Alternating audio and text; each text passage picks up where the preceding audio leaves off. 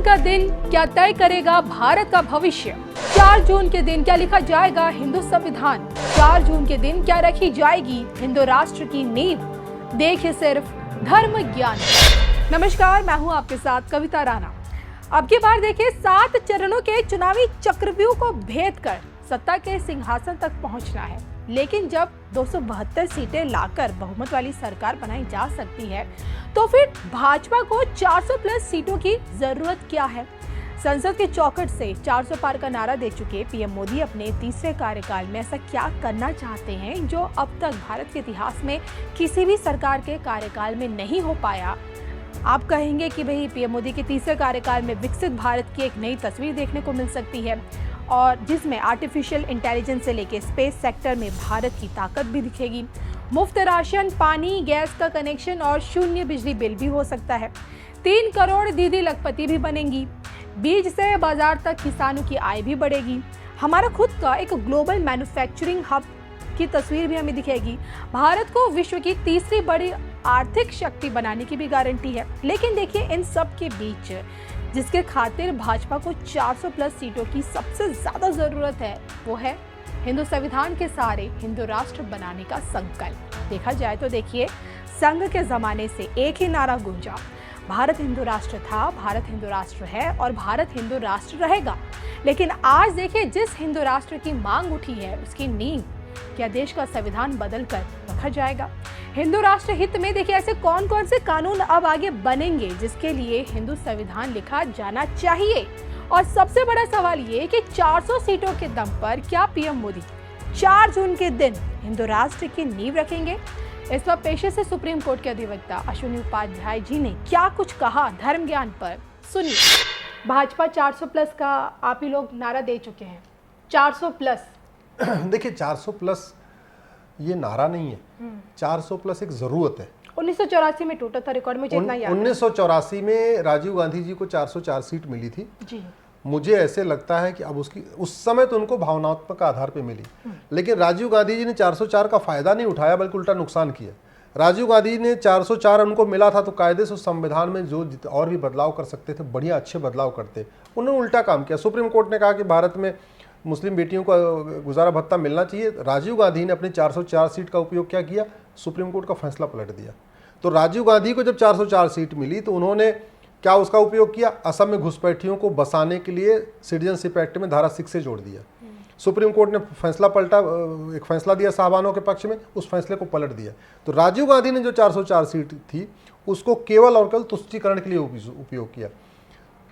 पहले इतनी गलतियां हो चुकी हैं, नेहरू जी के समय में, इंदिरा जी के समय में, राजीव जी के समय में, मनमोहन सिंह के समय में, इंदिरा और नरसिम्हा राव के समय में, उनको ठीक करने के लिए 404 की जरूरत है। अगर हम चाहते हैं कि भारत में 1 नेशन 1 पुलिस कोड हो, पूरे देश की पुलिस एक जैसा व्यवहार करे। जैसे अभी संदेश खाली हुआ, पुलिस वहां एफआईआर नहीं कर रही थी। यूपी की पुलिस अपराधियों के पीछे बुलडोजर लेकर दौड़ जाती है। बंगाल में एफआईआर नहीं हो रहा, क्यों? क्योंकि पुलिस राज्यों के अधीन है। अभी भारत में 1 नेशन 1 पुलिस कोड नहीं है। तो अगर हम चाहते हैं पूरे देश में 1 नेशन 1 पुलिस कोड हो, वो तभी हो पाएगा जब भारत में संविधान में संशोधन होगा। संविधान में संशोधन के लिए 2/3 बहुमत चाहिए। राज्यसभा में चूंकि 117 सांसद हैं इस समय एनडीए के पास, तो इसलिए अलग अलग लोकसभा में 2/3 और राज्यसभा में 2/3 प्रूव तो हो ही नहीं सकता। दूसरा ये तरीका कि अगर आपको फिर संशोधन करना है तो आप ज्वाइंट सेशन बुलाइए लोकसभा राज्यसभा का, वहां पे आप 2/3 प्रूव करिए। इसका मतलब आपको 521 सांसद चाहिए। तो 5 टोटल चाहिए आपको। संविधान में संशोधन के लिए 521 सांसद चाहिए। आपके पास राज्यसभा में 117 ही है, तो 521 माइनस 117 होता है 404।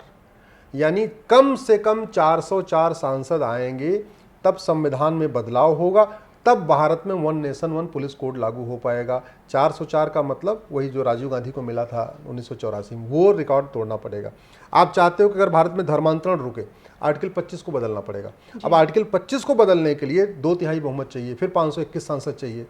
तो वो तभी हो सकता है जब अब की बार 400 पार हो। आप चाहते हैं जो माइनॉरिटी मेजॉरिटी का खेल चल रहा है, minority commission, minority film industry, जो दुनिया भर का सब चल रहा है, तुष्टीकरण वाला खेल चल रहा है, ये खेल खत्म करना है तो आपको आर्टिकल 30 को खत्म करना पड़ेगा। अब आर्टिकल 30 फंडामेंटल राइट है, इसको खत्म करने के लिए 2/3 बहुमत चाहिए। तो उसके लिए आपको 521 सांसद चाहिए, यानी अब की बार 400 पार चाहिए।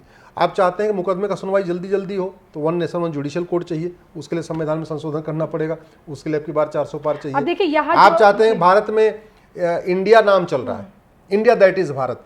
अब इंडिया शब्द को अगर संविधान से हटाना है, इसका नाम केवल भारत ही रखना है, तो आपको आर्टिकल 1 को बदलना पड़ेगा। उसके लिए 400 पार चाहिए। भारत के संविधान में पहले भगवान राम की फोटो थी, भगवान कृष्ण की फोटो थी, हनुमान जी की फोटो थी, भगवान नटराज की फोटो थी, गुरु गोविंद सिंह की फोटो थी, छत्रपति शिवाजी महाराज की फोटो थी, भगवान महावीर की फोटो थी, गौतम बुद्ध की फोटो थी, ये सारी फोटो थी इसमें।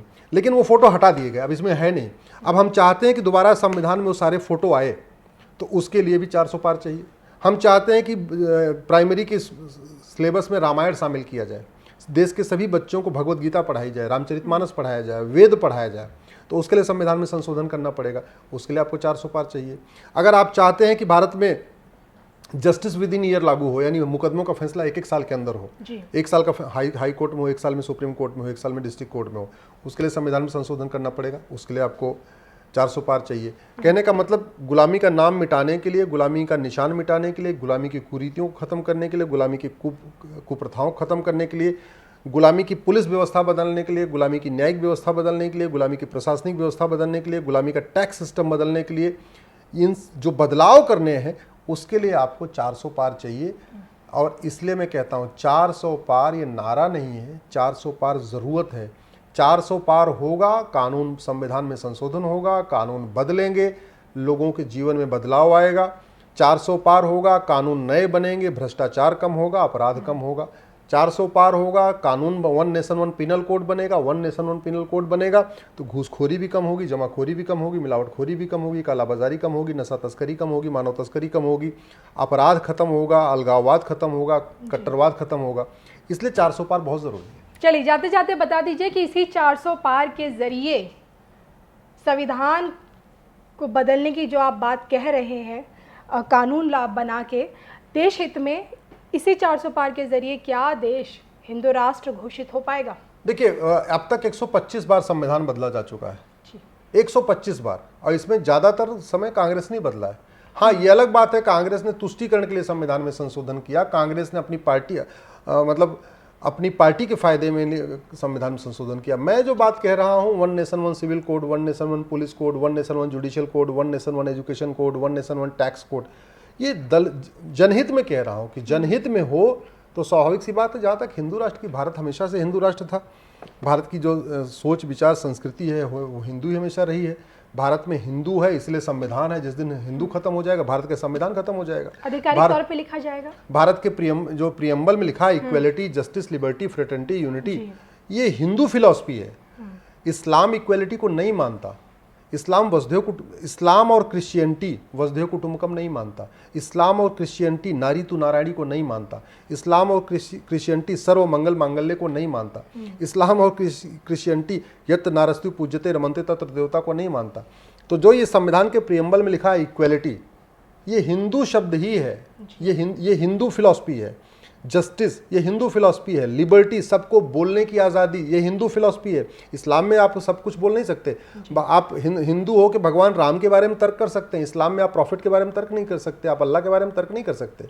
आप फ्रेटर्निटी, यूनिटी, नेशनल इंटीग्रेशन, ये हिंदू फिलॉसफी है। इसलिए मैं कह रहा हूँ संविधान को अगर आप ध्यान से देखें, इसका ठीक से इंटरप्रिटेशन करें, तो इसमें ज़्यादातर हिंदू फिलॉसफी। हाँ, कुछ बदलाव इसलिए ज़रूरत है कि स्वाभाविक सी बात है, वो कुछ लोग ऐसे भी थे संविधान सभा में जो विदेशी माइंडेड थे, जिनको भारत की संस्कृति कम पसंद थी, विदेशी संस्कृति ज़्यादा पसंद थी। उसके कारण इसमें कुछ चीज़ें हैं जो बदलने की ज़रूरत है। और संविधान अब तक 125 बार बदला जा चुका है, 10 बार और बदल जाएगा। जनता का हित होगा तो इसको तो सबको डिमांड करना चाहिए, सबको स्वागत करना चाहिए। चलिए, उम्मीद तो हम यही करते हैं। इसी के साथ मुझे और अश्विनी उपाध्याय सर जी को भी दीजिए इजाज़त। नमस्कार।